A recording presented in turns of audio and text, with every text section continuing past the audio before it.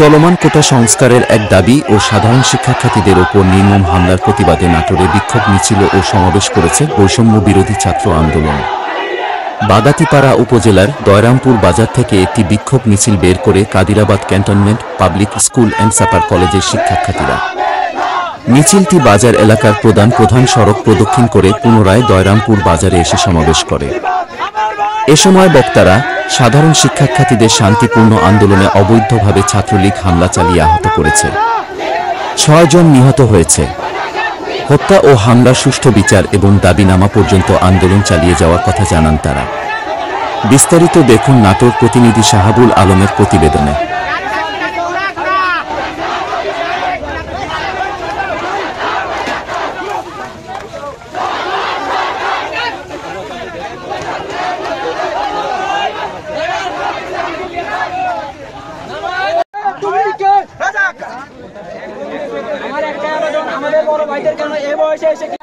অনেকবার বলেছি, চেষ্টা করেছি যে আমাদের ভাইরা সিলেটে বন্যা আক্রান্ত, তাদের জন্য বা আমাদের কম সময় পেয়েছে, আমরা আমাদের ক্ষেত্রে আমাদের রক্ষা করার কথা, সেই পুলিশ আজ আমাদের বুকে গুলি করছে। কিসের জন্য গুলি করছে?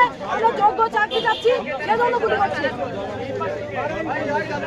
আমাদের দাবিতে এই দাবিটা কিসের জন্য হলো? আমাদের বড় ভাইরা কিসের জন্য এই বয়সে রক্ত দিতে হবে? আমরা এটার প্রতিবাদ করতে চাই।